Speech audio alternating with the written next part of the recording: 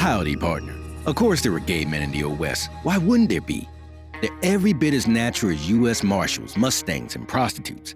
So, why don't we know anything about these gay cowboys?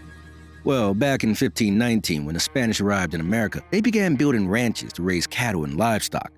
Mexico's native cowboys, called vaqueros from the Spanish word vaca, meaning cow, were known for their superior roping, riding, and herding skills when tending to livestock. Their ranching made its way to present-day Texas, New Mexico, and Arizona. Then in the early 1800s, with the Louisiana Purchase, English-speaking settlers migrated to the West and adopted vaqueros culture, like their clothing style and cattle-driving methods. Cowboys came from diverse backgrounds, including African Americans, Native Americans, and Mexican settlers from the eastern United States and Europe. The era of great cattle drivers included working 15-hour days for $30 a month, leading skittish cattle a great grueling distance, sleeping tentless regardless of weather, and running on your meals of dried meat and beans. Living very harsh and isolated from common men, their pastimes weren't discussed beyond their herds. The most surprising thing about homosexuality in the Old West is not that it was rare in the rugged, macho world of the cowboy, but that it was so common and so not a big deal. Either out in the open or inside cowboy bunkhouses, these men were in close quarters to each other with no privacy, sharing joys, tragedies, and lonely nights, often that they made close and romantic connections with one another.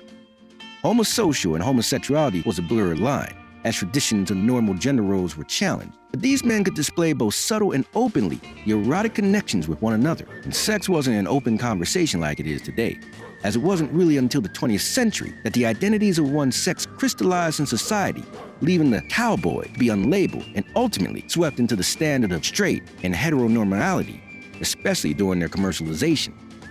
Eastern journalists began portraying our cowboys as manly, self-reliant, a hero, as a symbol of agrarian ideals that appealed to many soon-to-be U.S. citizens who were caught in the rush of Western expansion and Industrial Revolution. Basically, they spun out the story of the cowboy to make the U.S. appealing and the place to be.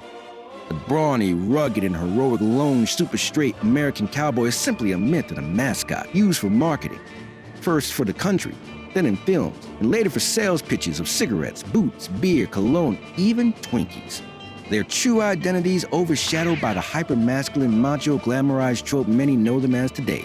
It's no wonder their queerness wasn't mentioned with all those damsels in distress. Despite this ignorance of their existence, the gay cowboy's history is evident in their look, being sported within the queer community. Just take a look at modern-day gay fashion. From lots of leather to chaps to vests and more, these styles have always been a part of the makeup of queerness, just as much as they have always been gay cowboys. Today, queer Western comes in all shapes, sizes, and genders, and aren't anything new. From the movies and stories of Dead Man, Brokeback Mountain, and The Power of the Dog, to musical figures like Orville Peck or Lil Nas X. If the queer cowboys and cowgirls in both past and present have anything to say about it, it's that America's rural landscape has and always will be a landscape of queerness. Their stories are important because it's a tale of the America that we should be striving for a world that no matter where a queer person lives, that they are free and open to live as queerly as they wish. Let the queer cowboy be a lesson in possibility. So the next time you sit down and put on your cowboy booties and have a fun night out, remember to shake what your gay Western forefathers gave you. Yeehaw!